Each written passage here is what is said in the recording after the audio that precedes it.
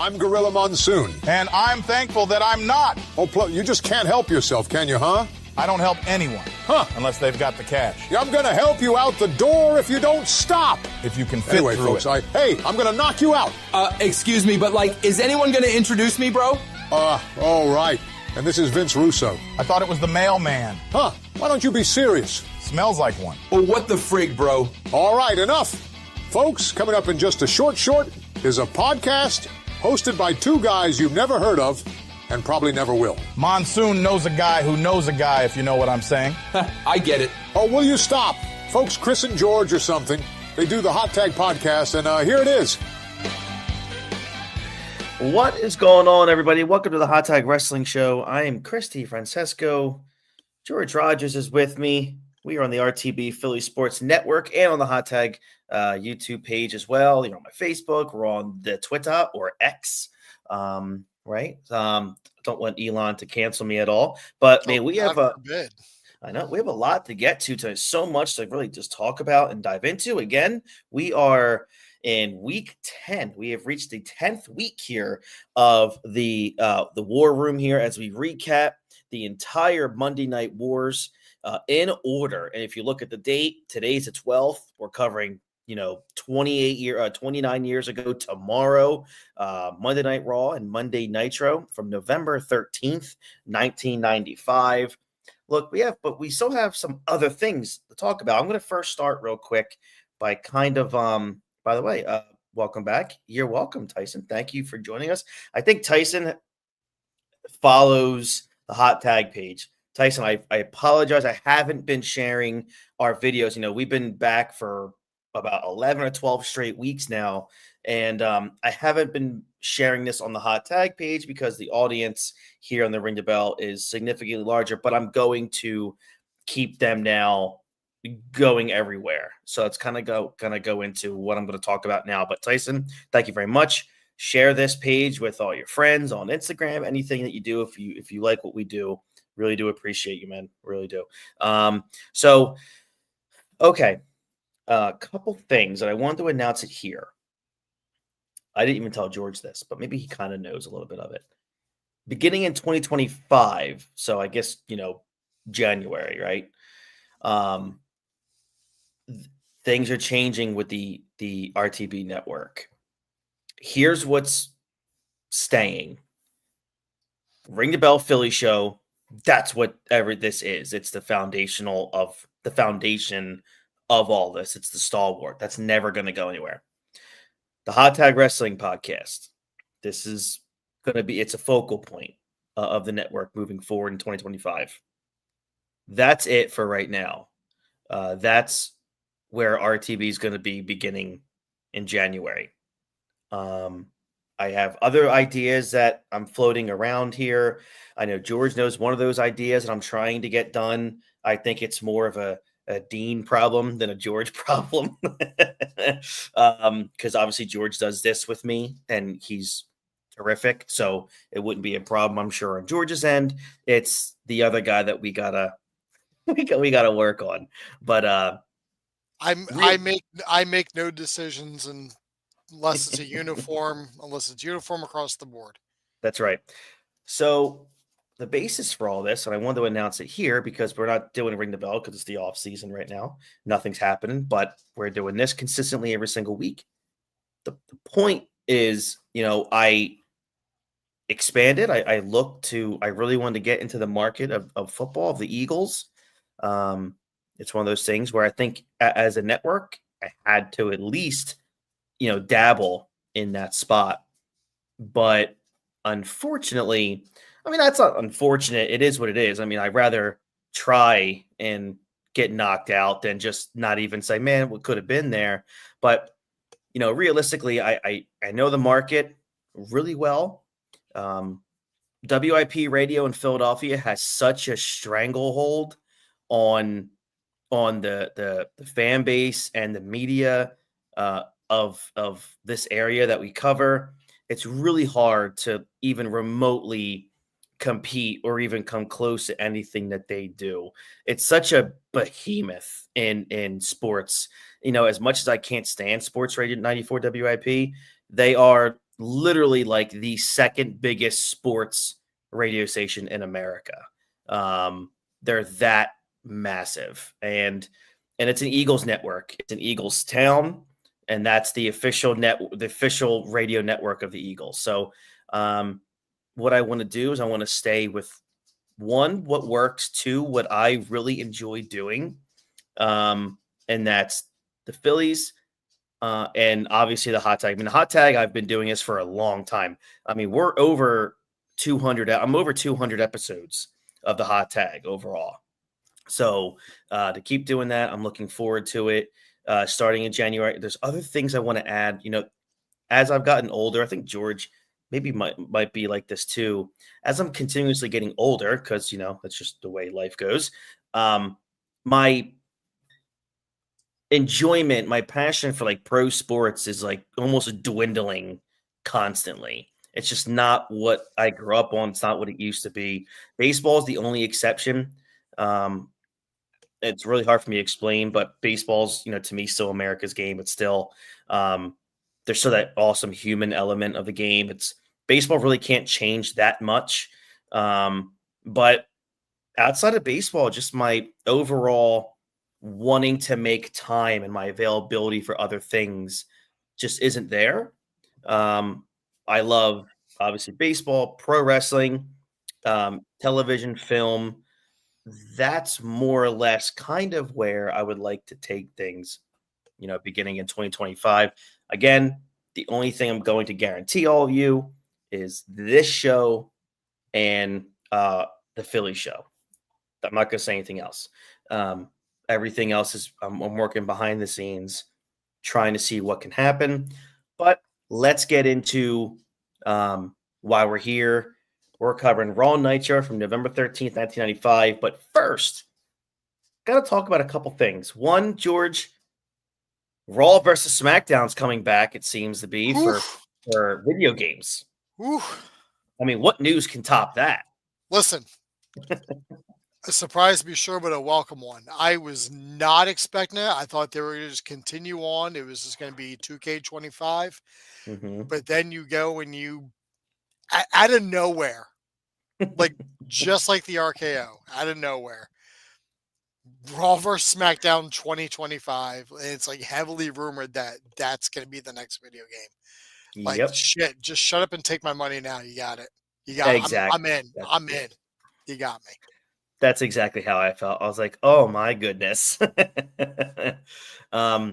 Because you talk about just incredible games, man. Holy moly.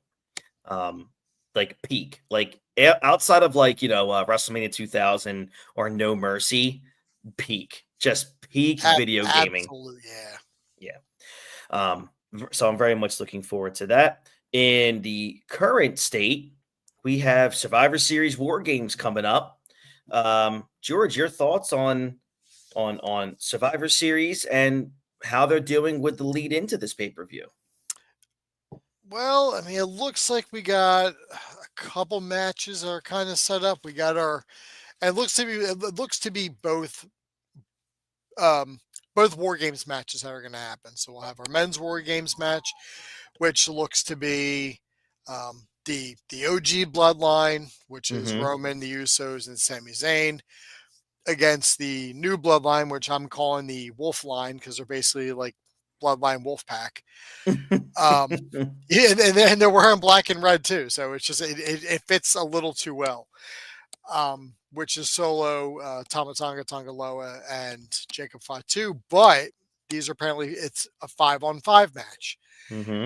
Now, Raw is pre-taped for next week. For next week, yeah. So spoilers have already come out. So it looks as though the new bloodline, the Blood Pack, Wolf line, whatever I'm going to call them this week, their fifth member is going to be Bronson Reed, and the OG bloodline, their fifth member may be Seth freaking Rollins, which on paper doesn't really seem like it makes too much sense, and it kind of doesn't. But we're still several weeks away from Survivor Series, So let's let it build a little bit. Let's Yeah. see what the story is of why they're bringing them in, because there's got to be a reason. If I'm writing this out and I'm planning this, then I am having Solo, since he's the new tribal chief, so to speak. Yes. Mm-hmm.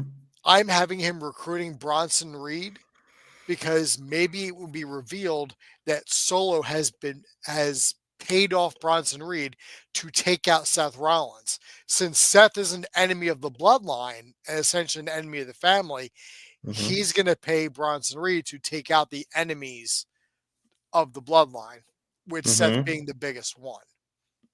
I think that makes complete sense. It makes passable sense. What it also could be, it could also be one of those things where they're adding Bronson Reed and Rollins, maybe because if the OG bloodline wins, then one of the main Wolf Pack doesn't have to take the pin or the final pin. They could be using Rollins and Bronson Reed as scapegoats for who doesn't get, who takes the final pin. You know what I mean? Or what else this could do? I was The thinking Shield. about this. Nah, fuck that. I'm tired of it. Yeah, John Mox is going to show up. Yes. Yeah. Sorry, he's too busy sticking bullshit in his head and up his ass and whatever the hell's going on over on Dynamite. I have no idea what's going on in that show. Because I wasn't following it, but I'll at least read up. But now I can't even fucking follow it that way. I'm sure most of the employee performers don't know what's going on either. Yeah, we know the 50 people in attendance sure don't know what the fuck is going on. Or another way that they're bringing it, or a reason why they're bringing in Rollins, is because maybe this is all leading up to Rock Roman. Now, the reason for Rollins is because, now remember, was a month or two ago when Cody and Roman teamed up, The Rock came out and did that throat slash motion. That's right. We don't know who he was referring to. Right. It could have been Cody. It could have been Roman. Mm-hmm. But say at the end of this match, if The Rock comes out and does it again, it's to Roman. Right. Because Roman is now teaming up with The Rock's enemies. Correct. So The Rock is going to look at that as a slight. A slight against him and a slight against the family. Man. That's what I would, if that's what I would do if I was writing this, but I'm not writing this, clearly. So we'll give it time. We'll let simmer. We'll see where it goes. And it looks like the women's Survivor Series match is set up as well, or their War Games match, which looks to be a heel team of Liv Morgan, Raquel Rodriguez, Nia Jax, Tiffany Stratton, and Candice LeRae. It looks like they're going to face the team of Bianca Belair, Jade Cargill, Io Sky. Who the fuck was the fourth? Naomi and Rhea Ripley, because it looks like Rhea returns next week. So I don't. Well, I thought they would have kept Rhea out for a little bit longer. Yeah, I don't know. I guess there's a reason for one way or the other. I wouldn't have had both champions in the match though. Right. I would have had, or at least I wouldn't have had both champions on the same team in the match. Yeah. That doesn't make any sense. It doesn't. I mean, because Liv and Nia literally just fought last week. Yeah. For the crown jewel things. Now they're teammates. Right. So I guess I don't know. Like I said, I mean, I guess we'll let it simmer. We'll see where it goes. Maybe there's some sort of mutual camaraderie between them, or having both of them in the match, and Tiffy is already in the match. Right. What's to say Tiffy doesn't just cash Another in Money in the Bank? She's gonna. But here's the best part: you got Liv and Nia down. Tiffy cashes in. You don't know which champion she's going for, because they're not going to say which title she's going for. They're just going to say she's cashing it in, and then we'll just whoever she lays on top of. So Yeah, it's gonna be interesting, man. I mean, man, Survivor Series. I hope. I mean, that main event is going to, blow the roof off the place. I mean, just to see the two bloodlines going at it, and as we, once this pay-per-view's done, I mean, we're full-fledged. I mean, I don't care what happens in December. You're full-fledged into Royal Rumble mode, which means you're that much closer to WrestleMania season. So, a lot of things are going to start happening now, and I'm assuming we're going to see maybe some surprises at Survivor Series. I don't know how many, with the Rumble being 2 months away. So we'll see. I mean, does Tiffany cash in Survivor Series? Does Tiffany wait to cash in at the Royal Rumble? Who knows at this point? But yeah, Survivor Series War Games next week. It's gonna be badass. Can't wait. it looks like we also got Damian Priest getting his Damian Priest. getting a rematch against Gunther. Obviously, we know where that's gonna go, but it's gonna be a really good match. Speaking of good matches, I think we're gonna get Braun Breaker and Sheamus for the Intercontinental title at Survivor Series also. Jeez, that's just let them fight. Let them fight. Don't even have a ref. Right. Yeah. No ref. Just let them go. Yeah. That's so great. All right. So let's talk about Monday Night Raw to start things off. Because you have a lot to say about Hogan. We're both going to talk about Hogan, and you have a lot to say about the Dungeon of Doom. So I want to save that for the second half of this episode. So let's start this episode with November 13th, 1995's Monday Night Raw. So for the fourth consecutive episode, because these are mostly taped, Raw takes place out of the Keystone Center in Brandon, Manitoba. Your hosts this time are Vince McMahon and Jerry the King Lawler. Remember last week, Doc Hendricks was with Vince McMahon. This week, the King is back in his color commentary duties. We get a video package on a tumultuous friendship between the 1-2-3 Kid and Razor Ramon. We get news of incidents on house shows from this past weekend where Kid was mad. Therefore, WWF President Gorilla Monsoon concludes, since he is unsure Kid can be an impartial referee, tonight's Razor Ramon versus Psycho Sid will be a non-title match. It's weird, George, because if you can't trust him as a ref, why not just replace him? That might make too much sense. Makes too much sense. For 1995, that makes way too much sense. Yeah. We're gonna kick things off, continuing a feud that's been going on for quite some time. Hunter Hearst Helmsley versus Henry O. Godwin. This was just it was just nonsense, really, to prolong this feud here. It ended in a no contest at a minute 20. The crowd, to me, just didn't care at all. And at this point, for those of you who don't know, back in the day, like Raw would tape like 3 or 4 episodes in a row. So you're having like the same crowd has now been sitting here for over 4 hours watching 4 different Monday Night Raw episodes, right? Same thing that TNA did in the mid 2000s. So at this point, George, this crowd has been sitting through an incredibly long day. So, at this point, a bait and switch type deal, it's not going to impress that crowd at this juncture. So the fact that they were dead for this, it doesn't surprise me. It's weird because the crowd was kind of dead for the setup, but when Henry slopped himself, the crowd jumped. Like they popped did, for yeah. that. Yeah. And then Triple H slipping on the slop at ringside and Pratt falling, like they were like they kind of cheered for that, and I was like, what the hell is even going on? Don't worry though, all of this is leading up to that hog pen match in your house in December. That's right. I can't wait to talk about that. Next up, again, we love this. This the Survivor Series Slam Jam with Doc Hendricks. After he makes a slop joke, he starts hyping up the Diesel versus Bret Hart match, plus interview later on in the show. He then goes over the wild card match and how it could be a match in itself. That was fun. Next, In action will be Ahmed Johnson, as we see a clip of him slamming Yokozuna a couple weeks back, then warming up backstage by curling a guardrail. George, how many guardrails have you seen other people curl, and why is the answer none? Uh, you know, you would think the answer would be none, but it's at least 5, and each time it's Ahmed Johnson. Oh, that's funny. He's gone We from now curling the guardrails to now just leaning on them, waiting for cars to come by. Oh God, we now see Diesel and Bret Hart before their face-off interview. Of course, it's going to be done via satellite. A video package on Shawn Michaels airs that he narrates himself. That's always fun.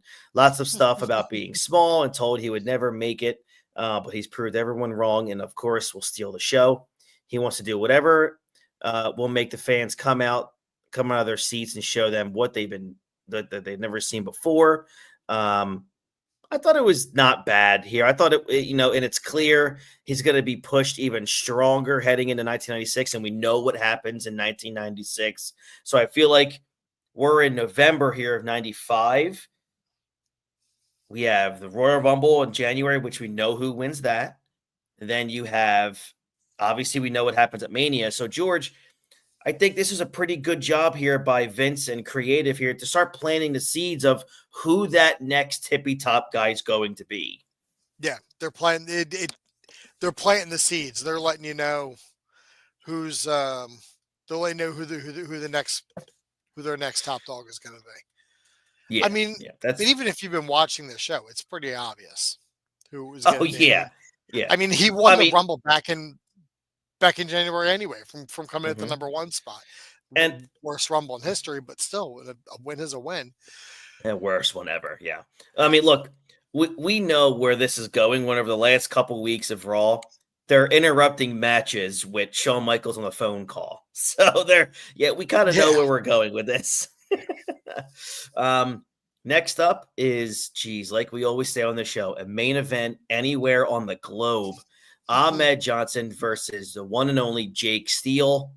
I will say, at this time, probably because he's new and he's a pretty big figure to look at, Ahmed Johnson, man, was getting people on their feet at this time. I can't deny that. It's all downhill from here. Yeah, it is. You know what else we get during this match? Shawn Michaels promo. As he puts over Ahmed and says he can trust him at the Survivor Series.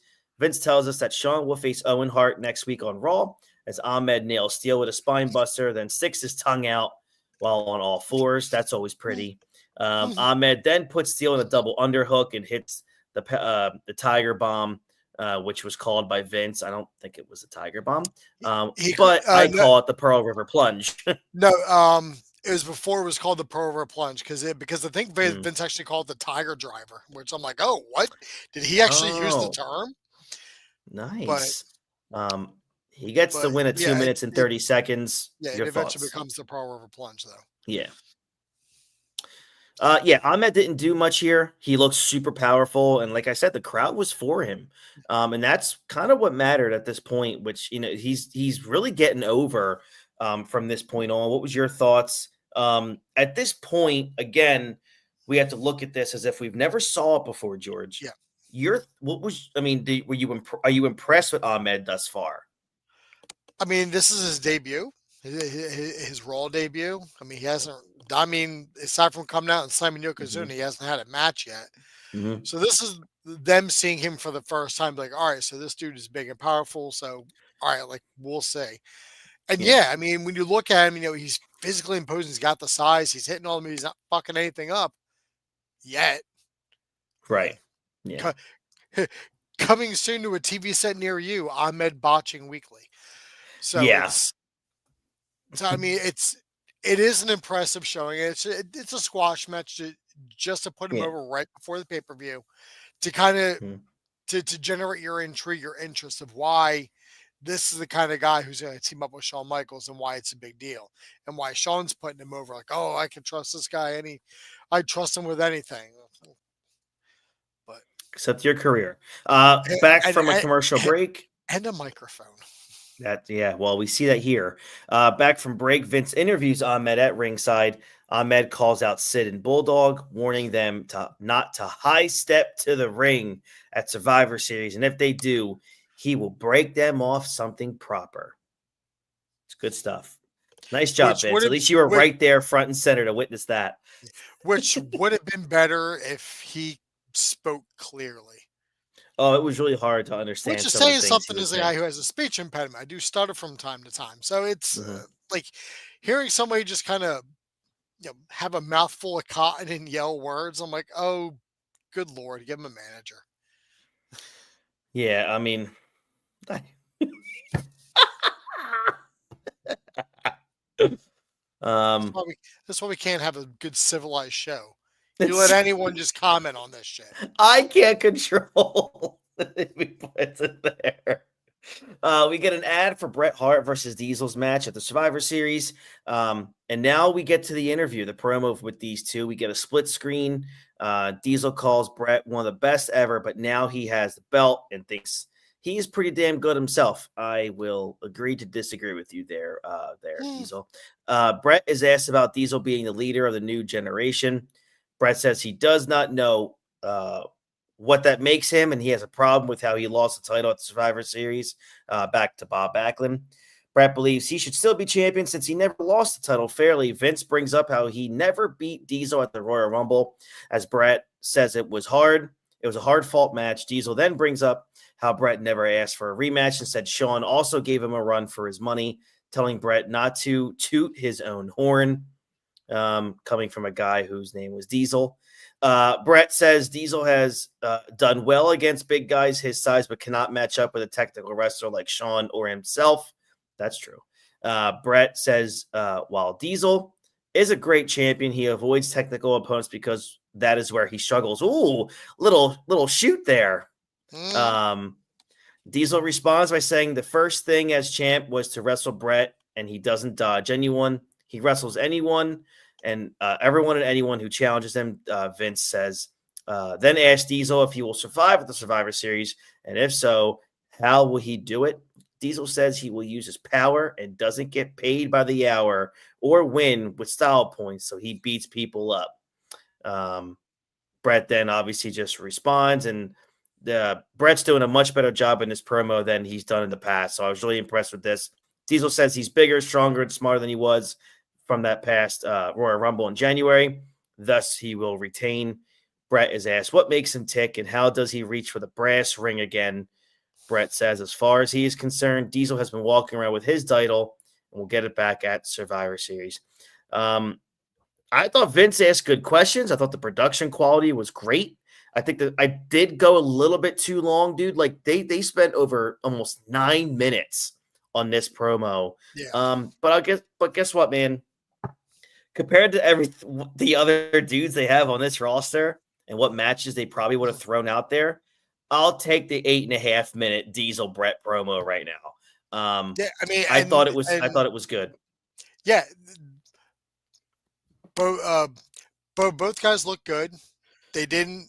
It wasn't like Bret was a master on a mic and Diesel just kind of like chugging out words or vice versa. I mean, they seemed genuine in what they said. How they listen. I'm gonna win this match the best way I know how. And Bret is, his little dig there. Oh, he ducks technical wrestlers because he knows he can't hang. I mean, at any point you could have swapped out Diesel with Bill Goldberg, and this promo still makes sense. It might not have lasted 8.5 minutes though, but all good. Now we get Vince and Lawler facing off in a game of karate fighters. This was my favorite part of the night. Lawler wins by using the skull crusher. However, the video replay shows that Lawler taped down the foot of his fighter. This leads to Vince promising the Undertaker will get revenge on his team at the Survivor Series. Such hokey bullshit, but I loved it. That was just great stuff.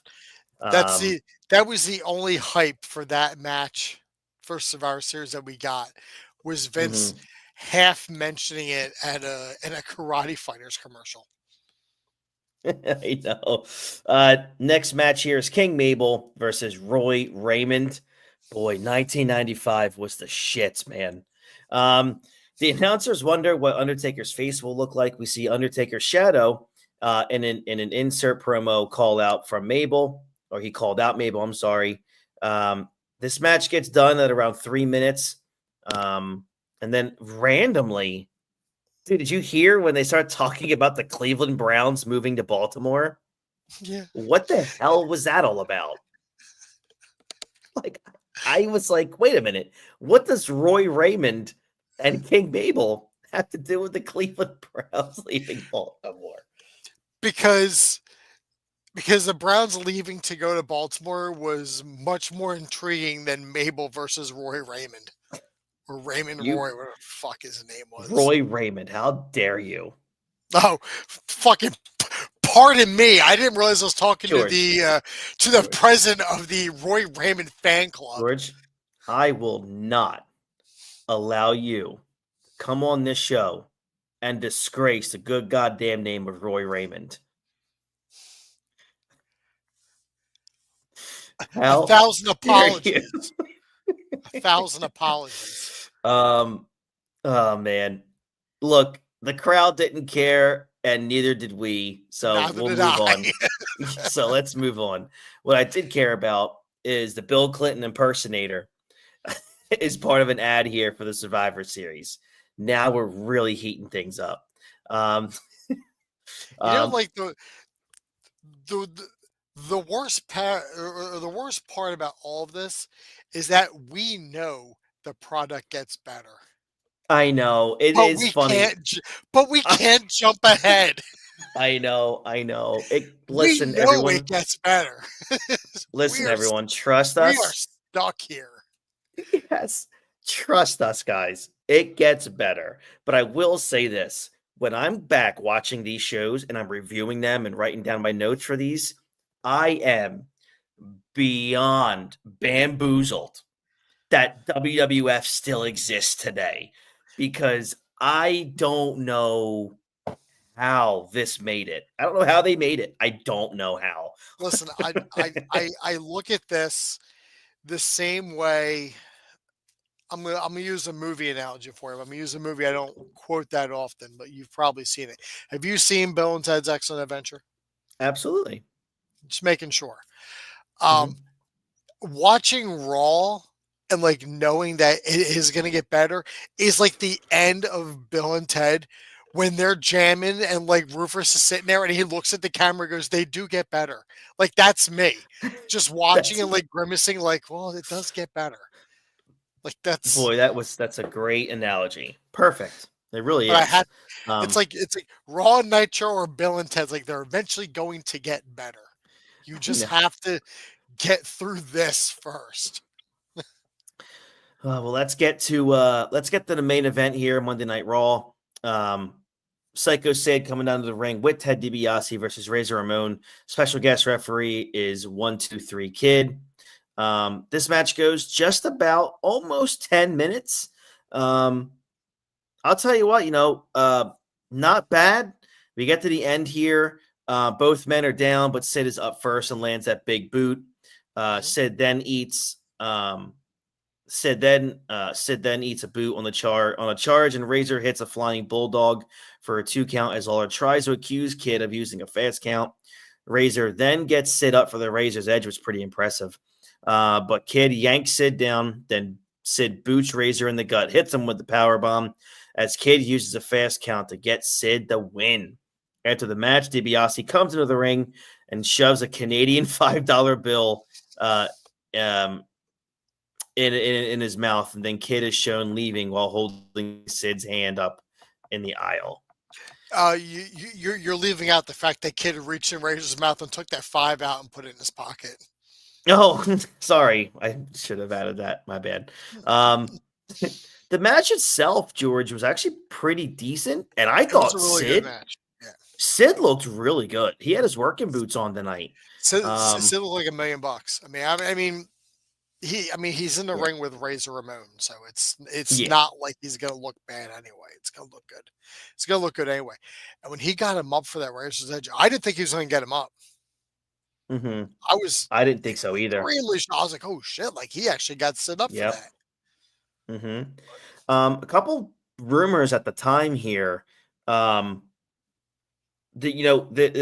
billed as a title match, even as late as the day prior on the Action Zone, it was changed to that non-title match. It was reported in the newsletters at the time that, in fact, this was originally a non-title, but changed to a title match after it was already filmed, then changed back after Razor was upset with that decision, reportedly. This was just a mess that WWF created for themselves. But the match itself and the heel turn, I thought, worked out fine. It was also reported later on in the Observer about Sid being upset that the title change was canceled and that he left the last few dates of the house show tour, and that Razor was going to retain and eventually drop the title to Hunter Hearst Helmsley, who Razor faced at the Nassau Coliseum on November 10th. So who knows if this was the plan or not? It was cited to be a family emergency, but apparently the locker room obviously thought Sid was lying as to why he skipped those final days. What do you tend to believe, George? Because Lord knows in those mid to late 90s, Sid was someone who stirred a lot of controversy all over. Didn't matter what promotion he was working for. What do you tend to believe here? I tend to believe the Click had obviously had something to do with it. I mean, I'm going to sit here and look at the facts in this scenario, and the very next person Razor drops that belt to is Hunter Hearst Helmsley. I'm like, okay, yeah, like it's all right. So they avoided putting the belt on Sid so they could put it on. It's like, all right. Like this is Click shenanigans the whole way. Because if there's any real actual heat with Sid, he would have been gone from the company after this. He's still around until mid '97. Right. Mm-hmm. He would have been gone. He would have been probably over in the other place, jobbing out to the NWO. Absolutely. Or joining the NWO. Of course. One way or the other. Join the Horsemen. Mm-hmm. Probably joining the NWO eventually, right? I mean, I'm assuming he probably would have definitely worked as a heel. And if you were a heel at that time, you're going to be with the NWO. Then we then see a replay of the finish, and we see Razor shown holding the IC title, walking up the ramp with Jerry Briscoe here. Ross is backstage with Douglas, Cornette, Owen Hart, and Yokozuna. Ross asked Douglas why he attacked Razor, his partner at the Survivor Series. Douglas laughs, but Razor runs in and attacks him. Razor is held back by the officials as the show ends.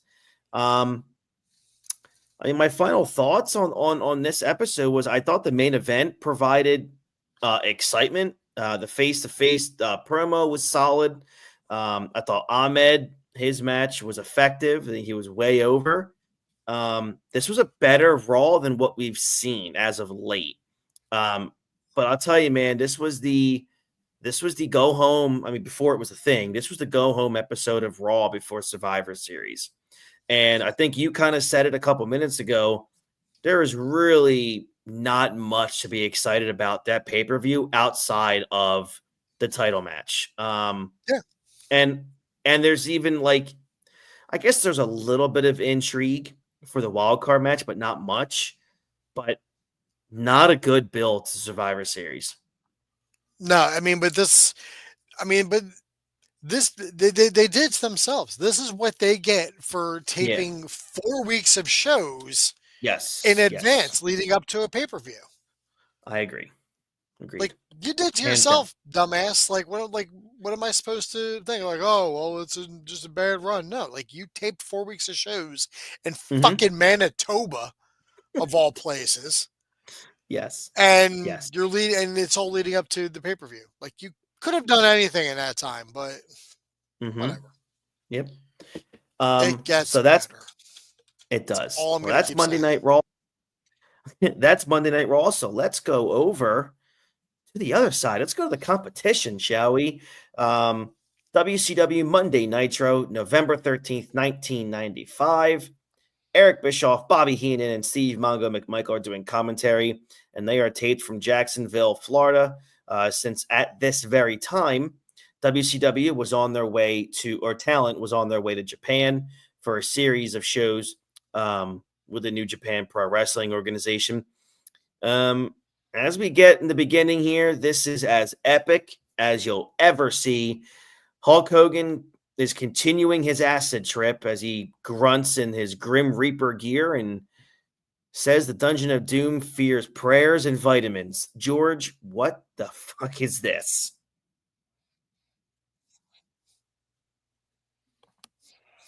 Well, he speaks of how how much drugs do you have to be on to agree to do this? All I'm gonna say is fuck you, Eric Bischoff.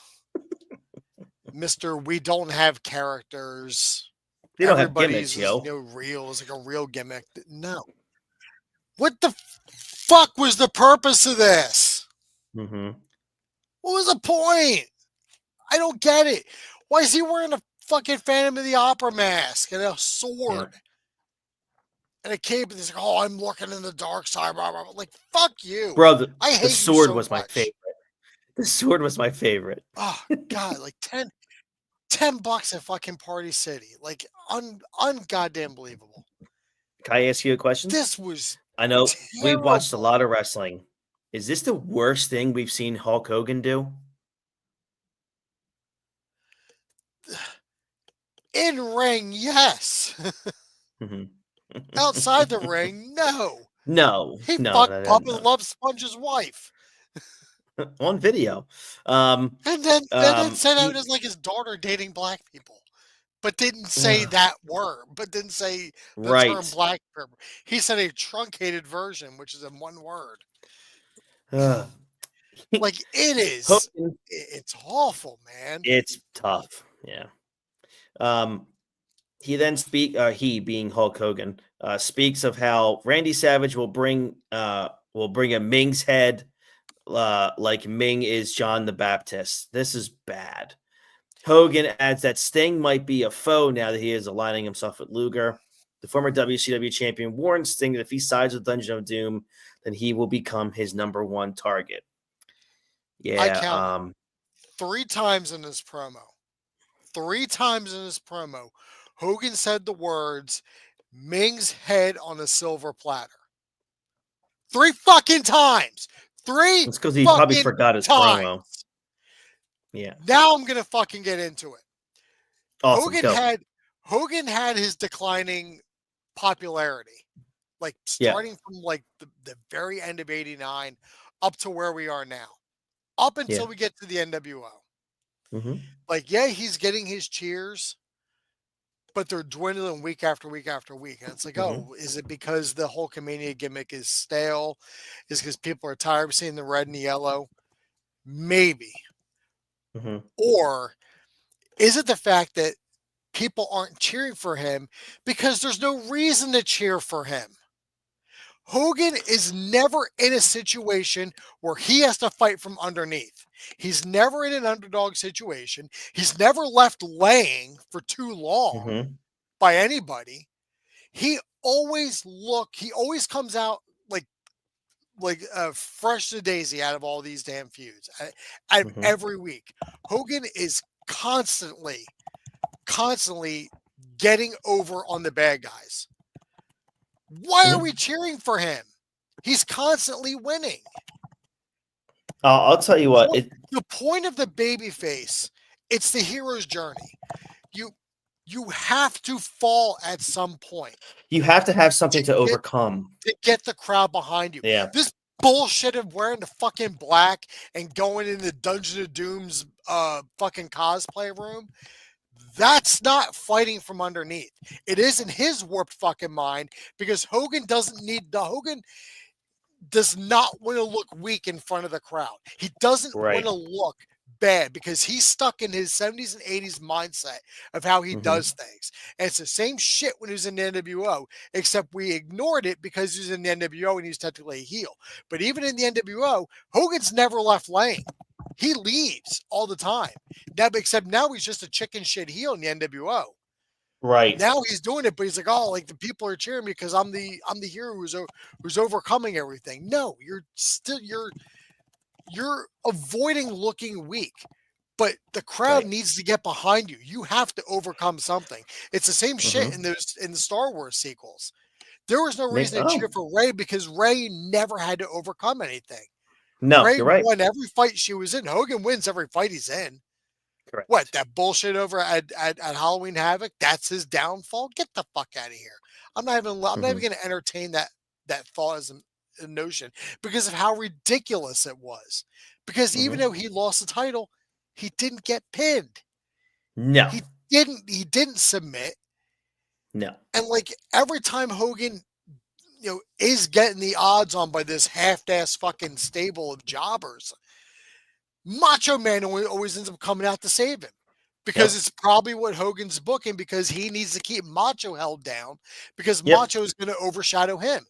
Macho Yep. knows how to work as a face. Macho will take that fall to make the heel look bigger so that way it makes his comeback look more. Correct. Hogan is not going to do that. No. Especially not with this bullshit fucking Dungeon of Doom, which is the Giant, Ming, the Shark, Zodiac, the Yeti, and Kevin fucking Sullivan. This is, and I told you, I said, I am going to put together my own Dungeon of Doom from people who are currently on that roster. Okay. And I jumped the gun. I started like putting people in. I'm like, oh shit, but I had to go doing research. Oh shit. Like this person's technically not with the company, so it doesn't Mhm. count. And I'm not going to alter history for my own means. Like Vader's done with the company, like Vader's gone. He's not there at this time. Right. So I'm keeping Kevin Sullivan on, but only as a manager. I don't want to see this guy in wrestling boots. I don't want to see him in his fucking tights, looking like a potato on toothpicks. I don't need any of that. Be a manager. Just put a microphone in your hand and talk. It's what you do best. Sure as hell isn't book. Mhm. Um, No. I'm keeping the Giant for storyline reasons. Plus, he actually built the Giant good here. Big Show's never been better, as far as I'm concerned. He was made to look like a dominant heel. Yeah. Stick with it. It works. I'm keeping Ming in the Dungeon of Doom because he's fucking Ming. Mhm. He's winning bar fights by himself. That's what I'm keeping. Now, my new members I'm bringing in. You want to have this Dungeon of Doom. They need to look menacing. They don't need to look like fucking jokes. Like, Right. no offense to John Tenta, but you're being called the Shark. You don't Yeah. look He's a joke. menacing. Yeah. Right. Beefcake has never been fucking menacing. Maybe now because he's overweight. It looks like he might eat you at a house and home, but that's it. So they're gone. Yeti, you serve no purpose. Go sit in the back and wait till Raven debuts, and then you can join the flock, like you eventually Correct. will anyway. So I'm bringing in Ming's eventual tag team partner, the Barbarian. He's on the WCW roster. There's no reason why they couldn't have used him. He was doing that stupid Super Assassins bullshit with the Warlord in WCW at this time. There was no need for that. Cut him off. No. Put him with Ming and stick him in the Dungeon of Doom. Because the Faces of Fear were a good fucking tag team. They were so good. I liked them a lot. Yeah, so I'm not gonna discount them at all. Scott Norton, bringing him in. He's a big guy and he can move. Plus, as a newer person on the roster, it gives him some TV time. It gives him some play, and he's with veterans. He's gonna work with Hogan, he'll work with Macho, unfucking us. Although he did work with Macho in the earlier seasons of Raw, or in the early episodes of Nitro, so it works out. You got him there. But this is my ace in the hole. Road Warrior Hawk. You got him on the roster. Laurinaitis doesn't show up until 96 because his back was hurting. So Animal wasn't on the rocks. I'm like, oh, I'll put the Road Warriors in it. That would make perfect sense because they're menacing. But at this point in time, Animal or who is he? Joe Laurinaitis. He was having some issues with his back, so he's not going to come back until it's healed up, which isn't until 96. But Hawk's just sitting there. He's not doing anything. He's wrestling singles matches.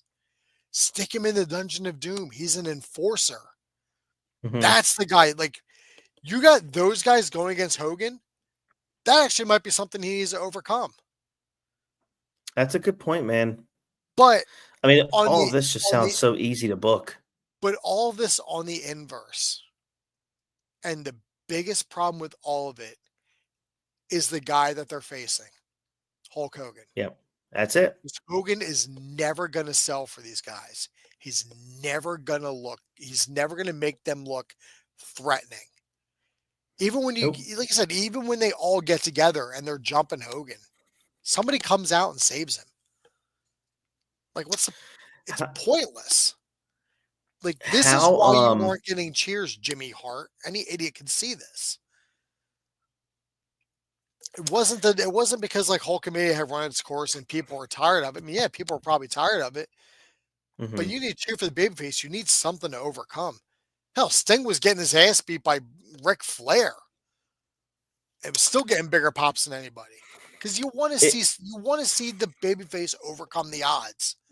There's no odds if your babyface always comes out on top. Yeah. Yeah. I'll tell you, man, it's incredible to look back now, and you kind of realize when you watch these shows, when I hear people of that era say there was the boss in Eric Bischoff, and then there was a real boss. And I'm now more inclined to believe the narrative that's been out there for 30 years that, man, no one person in creative of WCW sabotaged that company more than Hulk Hogan. And Absolutely. I wish he would just come out and admit, like, look, I would have no issues with Hulk Hogan if he was on like some panel somewhere and said, look, I asked for creative control. They gave it to me. The point of this business is to make a lot of money. And I'm the one that I can control what I do, when I do it, and who I do it with.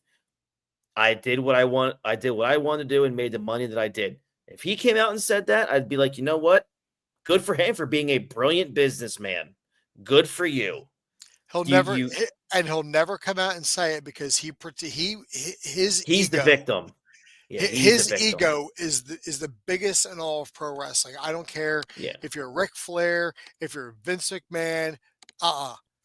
Hogan has the biggest ego in the world of professional wrestling, and he will do whatever he can to protect his aura from looking bad. So if he's going to lie and say he was on the road 400 days a year because he travels over the international date line and that counts as 3 extra fucking weeks on the year, whatever.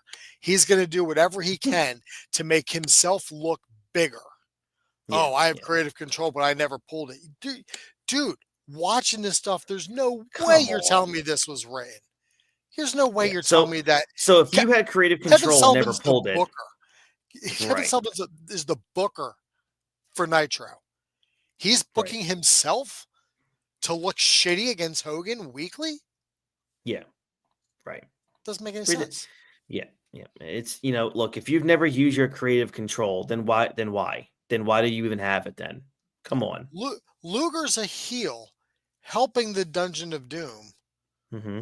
but he comes out and tells Sting to let go of Ric Flair and the sharpshooter, and Sting listens to him. What? Yeah. What am I missing? Logic. That's what it is. And the problem is, like, the WCW has never had a problem, for the most part, with in-ring work. Matches always look good. It's everything surrounding the matches. That's the problem. Yeah, you're right. The other show has the inverse problem right now. The matches are shit, but there are good storylines woven in. Mm-hmm. It's like Absolutely true. It's like whatever the one show is doing, the other one is doing the complete opposite. Right. Totally agree with you. Bingo. All right, so let's keep pushing on here. We get to the opening contest. It's okay. No, it's great, man. Opening contest is Randy Savage beating Ming after a flying elbow drop at just under 5 minutes. Sadly, very sadly, Macho Man Randy Savage is not wearing Grim Reaper gear like Hulk Hogan, but he does look pretty damn good in black and white tights since he's nonstop rocking neon for all those years. So a little bit of good foreshadowing there from old Mr. Savage. Well, he stays in that black and white for almost the rest of his career. Yeah, for sure. Save for a little bit of red and black when he was with the Wolfpack, but I mean, even when he was Macho Madness after the NWO, he was still black and white, so it still worked. Mm-hmm.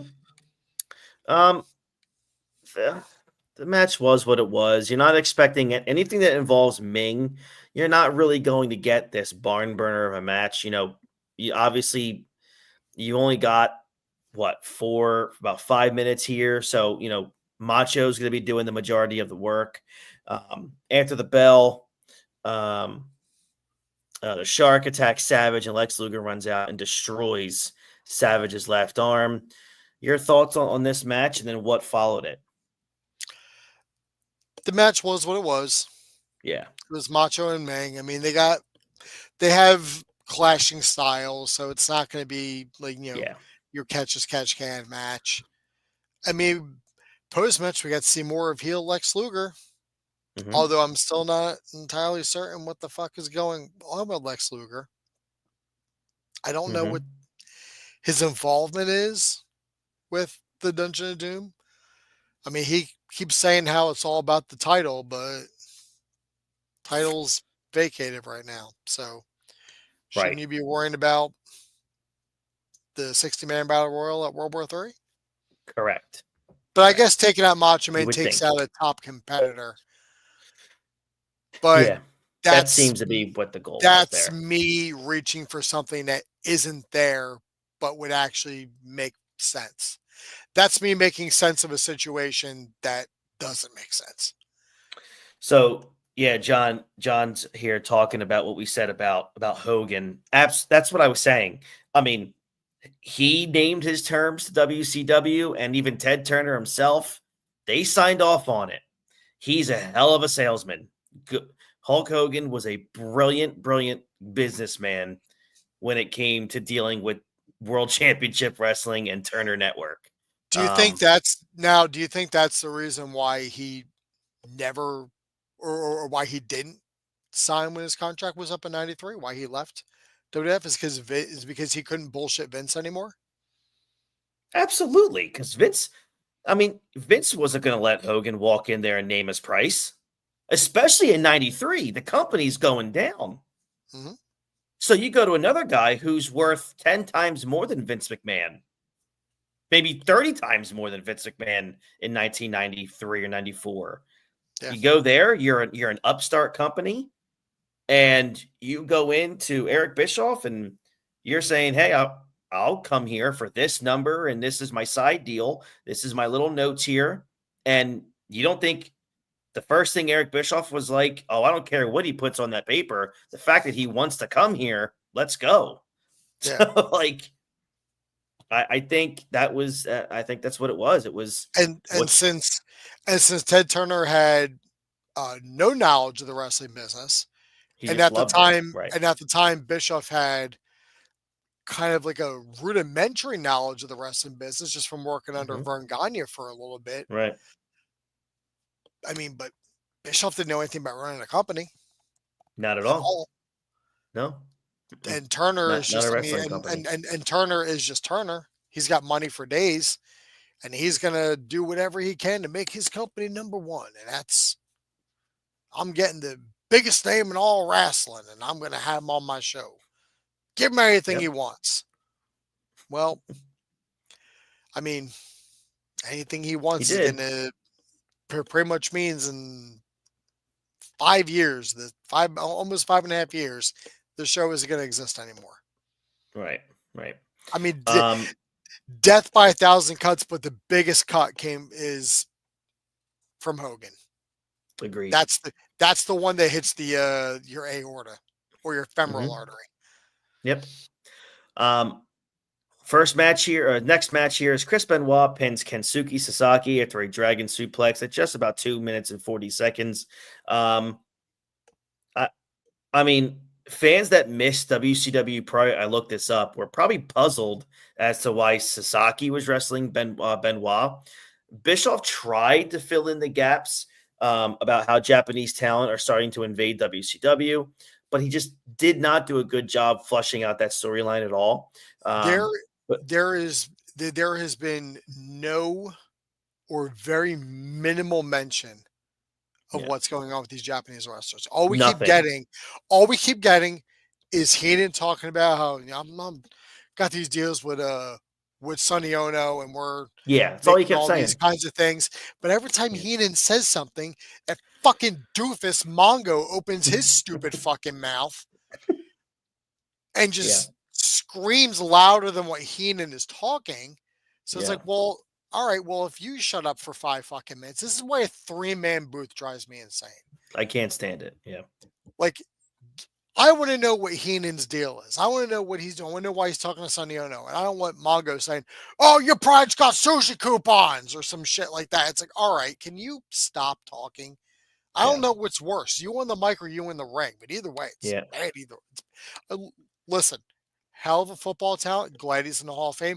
Came way too fucking late in his career. Way too fucking late. Yeah. He should have been allowed to walk that stage. I agree. And get his and get his flowers. Not laying up in that damn bed that he's in, unable to move. Mm-hmm. It's sad.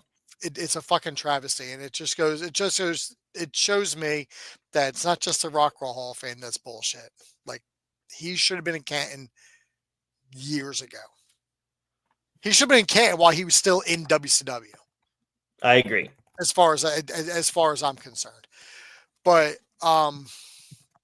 it's just, I don't know what's going on with the Japanese wrestlers. Why he didn't talking to them. There's been no communication to us, the fans, watching what's going on. And speaking of things that have not been communicated to us, as was announced in this match, Benoit is the 4th member of the Four Horsemen. When the fuck did this happen? Because it sure as hell didn't happen last week. Did not. Do I need to start trying to find old episodes of Saturday Night just to fill in the gaps from what I missed? That is correct. Bingo. That's poor planning. That's poor planning. Of course it is. It's 1995 WCW. I don't need to watch Superstars to know what's happening on Raw. Well, but you and I now have talked. We're 10 weeks into the Monday Night Wars, and you and I have talked about this probably since week 3. You're talking about we're sitting here criticizing WCW for not filling in gaps about Japan, or why is Benoit, or how is Benoit all of a sudden in the Four Horsemen. We've now been talking since week 3 of this that the focal point of Nitro every week was, what is Hulk Hogan doing? So they just feel at this point in 95, who cares what somebody else is doing? We'll try to fill in the little blanks here and there, but we got to make sure that we highlight Hulk Hogan. That I'm not trying to be cocky or an asshole. Watch the shows. This is what that is. I mean, every week we're seeing Hulk Hogan 3 or 4 times in an hour. Or he's being mentioned in every match. Exactly. So that's where this is. So if people want to know Austin why was never mentioned this much. No, he was not. I'll tell you who was. Roman Reigns. And John Cena. that piece of shit Bill Goldberg. Definitely that piece of shit Bill Goldberg. Somewhere Brett is seething. Oh, yeah, absolutely. But this is what I would have done at the end of that match when Benoit was walking back up towards the ramp. Have Arn come out with a Horseman shirt. Give it to him. Agreed. Boom. Wholeheartedly Done. agree. Boom. Done. That's it. That's all you need. Works for me, man. Next match, television championship. Johnny B. Bad, the incumbent champion, wrestling Eddie Guerrero to a time limit draw at 9 minutes. I never knew 9 minutes was a draw, but here we are. Well, I'm going to say this right now. A minute for the intros. Yeah, this was a banger. That was a banger. This is a banger. For those who think Mark Marrow couldn't go, watch this. I told you in text message, I said the number one thing that killed Mark Marrow's career wasn't Sable. It was the fact that Vince McMahon had no idea how to No book idea. him. Mhm. No idea how to book him. Yep. Because you watch him here and you see him like in the matches on pay-per-view. As we said, no, he Mhm. opened every pay-per-view. He was having Yes. banger Yeah. matches with I know. everybody. And Yep. I'm guilty of it. I Yep. shit on Mark Marrow for years We all did. because I had only ever seen him in WWF. Then Right. it's like, Right. oh, he can fucking Yeah. go. Oh yeah. Like it's like Yeah. Vince, you mismanaged this one. You Big fumbled time. this. And I think what it was is like when he came in prior to the office to talk to Vince McMahon interview, probably had his wife with him, and Vince, that walking hard on, came and instantly just Yes. come Yeah. everywhere with a B. When he saw Sable, he was like, "All right, pal, we got to get her in skin tight leather and put her That's with right. Hunter Hearst Helmsley." um, I'm pretty sure that's actually the story. I think Bruce Pritchard has said multiple times that, once Mero came in, once Vince got his eyes on Sable, then it was, oh yeah, we got to sign Mero because we got to get Sable in here. So that makes total sense. But man, Yeah. this match was terrific. This was Johnny B. Bad's first title defense since winning the belt from Diamond Dallas Page at Halloween Havoc. Eddie Guerrero, again, dude, just world-class performer, even in 1995. This was awesome. Aside from this match, a rematch between these two would have been just more than welcomed. After the bell, I'm disappointed there was no follow up. of course not, because it probably had nothing to do with Hulk Hogan. Oh, you're After right. the bell, Silly referee me. Randy Anderson separates Johnny B. Bad and Guerrero with their temper still going crazy. They do patch up the differences and shake hands. Bad displayed a lot of heelish tendencies near the end of the match. I feel like that might have been a great time to turn him heel to freshen up that character a little bit. But Yeah, that didn't happen, desperation. He's a obviously. champion. He's gonna do what he can to try to win the match. Mm-hmm. He's as the champ, he doesn't need to win the match. He just has to survive the match. That's true. So, And at least he was trying to win the match, as opposed to just be like, "Oh, right. I'll just 5 seconds left. I'm gonna go walk around the outside, so I can't get pinned at all." Well, in a classic, I'm going to teach people here the word hot shotting. In a classic case of hot shotting, Bischoff comes on the air and says that Hulk Hogan will face Sting next Monday night on Nitro. There's no point to this. There's no Oh, point to man. this. Oh, There's man. no fucking point to this. Nope. Hogan said in his little fucking Phantom of the Opera promo that, oh, if Sting is healed, then I'm going to take him out. Well, I guess he made his decision. That's correct. You're spot on, man. It's really bad. Like, it's just really bad stuff. I can't explain it. It's just because they don't explain it. I can't explain something that's first not even made to make sense by WCW right now. All right. So now I've just had a moment here in my head. Is that the reason why Bischoff is so hard on Tony Khan? Because he sees Tony Khan making the same mistakes that he made. Oh, I'm sure. Bischoff has admitted so many times the amount of mistakes he's made, so I'm sure he's criticizing Khan because all Khan has to do is his research and look at what didn't go right and maybe not do it again. And he's doing all of the same shit, if not worse. Like after kind of like seeing these last few Nitros and the way they're doing things, and like the way Bischoff like really like needles in on Tony Khan, it almost feels like 2024 Eric Bischoff is yelling at 1995 Eric Bischoff. I think you're pretty spot on there. And like I think Bischoff would say the same thing. If I'm a psychiatrist, like noted psychiatrist Dr. Fraser Crane, that's the analogy I'm making. Mm-hmm. because now that like And seeing that all works. this, Yeah. it all kind of makes sense as to Mm-hmm. why he really goes in on Tony Khan. Yeah. Because he sees somebody who's making the exact same mistakes that he Mm-hmm. made 30 years prior. But Tony Khan is busy running his mouth saying that he's better than Eric Bischoff. And Bischoff's like, you are me 30 years ago, except with a third of the knowledge. Right. Right. Bischoff knew some stuff. He was just handcuffed by uh, wearing a pair of red and yellow handcuffs. That's right.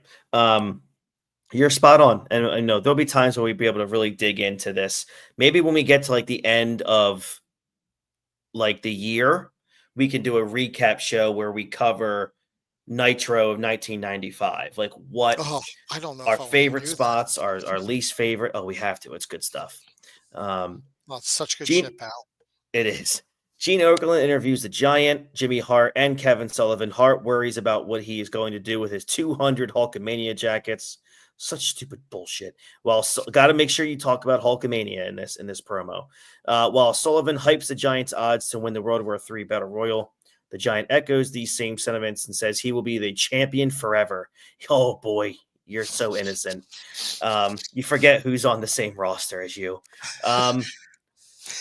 Yeah, Disco Inferno. Non-title match is here for the main event. Sting, who's a United States champion, defeats Dean Malenko with a small package at just about 5 minutes and 10 seconds. That needed more time. It really did. To kind of go over this, Benoit with Benoit obviously joining the Four Horsemen. Malenko is obviously the odd man out of WCW's booking plan since the company was initially positioning both men as a tag team contenders. But since September, man, even dated before Nitro starts, 1995 just continues to be an awful year for the United States title. Sting, like, not even bothering to bring the belt to the ring. It was just not good. Sting gets a small package for the win. It was an underwhelming match, probably because of the time that they had. Because we all know what Malenko and Sting are capable of. Mm-hmm. It was what it was. Just they needed more time. They even brought up Boris Malenko in the match. Always had it's like the great Boris Malenko, and I'm like, all right, okay. At least they're mentioning Malenko's pedigree, so Absolutely, I'll give him that. I appreciated that a lot. Yeah, Malenko just kind of seems to be in limbo until they get the cruiserweight division off the ground, and then he really takes off because then he's moving around with guys like Eddie and Chavo and Jericho when they get him and Juventud. Like, oh man, like when they really get the cruiserweights going, those are going to be fun matches to talk about.